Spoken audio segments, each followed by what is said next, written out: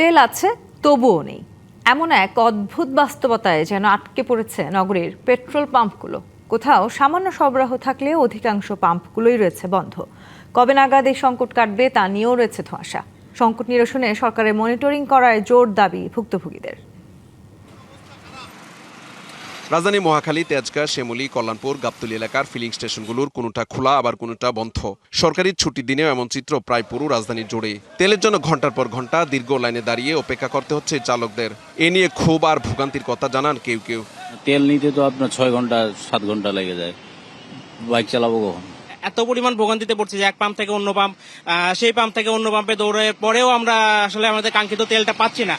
এদিকে পাম্প কর্তৃপক্ষ বলছে ভিন্ন কথা। তাদের দাবি, তেলের কোনো ঘাটতি নেই। ঘন্টার পর ঘন্টা দীর্ঘ লাইনে অপেক্ষা করেও তেল না পেয়ে হতাশ হয়ে ফিরেছেন অনেক ক্রেতা। বাড়ছে ক্ষোভ আর ভোগান্তি। তেল নিয়ে সংকট কেন, এটা আসলে সরকারই ভালো বলতে পারবে। কারণ সরকার ওনারা কি আসলে সত্যি বলতেছে নাকি মিথ্যা বলতেছে, মন্ত্রী সাহেবই ভালো বলতে পারবে। ঢাকার বাইরে যখন যাই তখন ফুয়েল শেষ হয়ে যায়, তখন আর কিছু করার নাই, গাড়ি রেখে হাঁটা ছাড়া তো উপায় নাই। দেখেন সংসদ সামনে দাঁড়ায় বলে যে তেল আছে, পাম্প 2টা বন্ধ, এটা পাম্প এখনো বন্ধ। দেখেন টাকা দিয়ে আমি তেল পাবো না, এটা তো সম্পূর্ণ দায়ভার সরকারের। অনেক পাম্প আবার কি কারণে বন্ধ তার সঠিক জবাব নেই সংশ্লিষ্টদের কাছেও।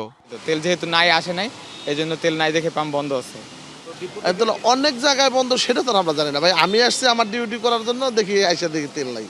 ভুক্তভোগীদের অভিযোগ, সিন্ডিকেট করে বাজারে জ্বালানি তেলের কৃত্রিম সংকট তৈরি করা হয়েছে। বাজার মনিটরিং করার দাবিও তাদের। কিন্তু মনে হচ্ছে কৃত্রিম সংকট, কারণ তেলের অভাব নাই এবং ইরানের সাথে বাংলাদেশের সম্পর্ক এখন পর্যন্ত ভালো দেখা যাচ্ছে। সরকার বলতেছে পর্যাপ্ত তেল আছে, পিনি খাওয়ার দরকার নাই। জনগণ এসে পাম্পে তেল পায় না, কোথাও 200, কোথাও 300, কোথাও তেলই দেয় না। সরকারের মনিটরিংটা অবশ্যই এবং ডিস্ট্রিবিউশন সঠিকভাবে হচ্ছে কিনা, পাম্পে তেল মজুদ থাকার অবস্থায় বলতেছে কিনা, আছে কিনা, এটাও তো কেউ বলছে না।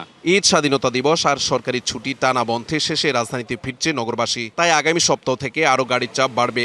এই পরিস্থিতিতে জ্বালানি তেলের সরবরাহ স্বাভাবিক না হলে ভোগান্তি আরো বাড়ার আশঙ্কা। Mahmudul Hasan Nazim, DBC news, Dhaka. নগদ নিয়ে এলো হার না মানা হার অফার। সর্বনিম্ন 10,000 টাকা রেমিটেন্স নগদে পাঠালে থাকছে স্বর্ণের হার জেতার সুযোগ।